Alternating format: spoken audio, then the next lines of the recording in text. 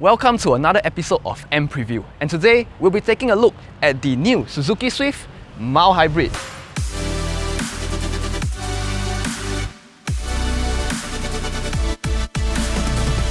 If you come to the front, you'll notice there's this new 3D diamond-shaped grille and this horizontal chrome bar, which actually makes it look different from the original 2018 1-litre turbocharged Swift. And if you look closely, right, there's this new rectangular sensor around the front. More on that later.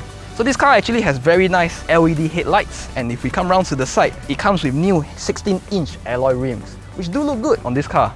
As we come to the back doors, you'll notice you get hidden rear door handles, which is similar to what you can find on the Honda Vezel or Toyota CHR. And for $1,000, Suzuki will paint your roof in black, giving you that two-tone look. So similar to the headlights, you do get very nicely designed rear combination lamps. And if we pop open the boot,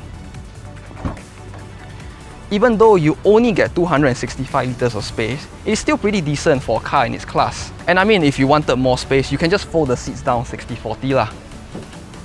So overall, this is actually a very nice looking car. The back of the Swift. The legroom is pretty decent, and the headroom is actually quite good too for a car in this compact category. And if you are looking for a center armrest, I'm sorry to say that there isn't one in this car. But the leather, I mean, I doubt it's real leather, but the synthetic leather feels good, and you can't really complain about it lah. So right in front of me, there's a nice D-shaped steering wheel, which is actually the same steering wheel as you get in the more macho-looking Swift Sport. And you do get paddle shifters and an analog instrument cluster with a very thin LCD display. Moving to the center console, you get this 7-inch touchscreen display. And amazingly enough, this car has Apple CarPlay and Android Auto, which are premium features you don't really get on cars in this price range. So down here, you get a single USB port and a 12-volt outlet for your charging needs, and two small cup holders. This is a standard but actually quite solid looking gear lever. And look at that! You get an actual handbrake, not like those electronic handbrakes you see on most cars nowadays. And the seats, they do feel comfortable. You do get this like side bolstering to keep you in place while driving, and it actually feels good. On the road with the Suzuki Swift mild hybrid, and immediately I can feel that the steering is actually quite light. And even though it's actually very light, you don't feel detached from the road, so you still get good feedback while driving. Visibility is also very good in this. Okay, that right there is actually the sensor at the front working, as I shown earlier.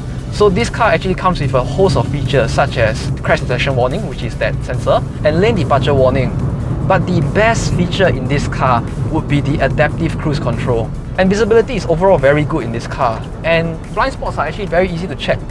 However, this car does have a lack of power. According to the brochure, it only has 80 brake horsepower and 107 Nm of torque. But with all that's been said, if you're someone who just wants to get from point A to point B and you don't need that excessive speed, then this car is perfectly fine for you. So, the Suzuki Swift mild hybrid. Now, this car does suffer from a lack of power, but overall, it's still a pretty nice car to drive. And if you're someone who just passed their license and is looking to buy their first car, then this car is a pretty solid choice, I must say. That's it for this mPreview. Do remember to like, share and subscribe, and I'll catch you on the next episode.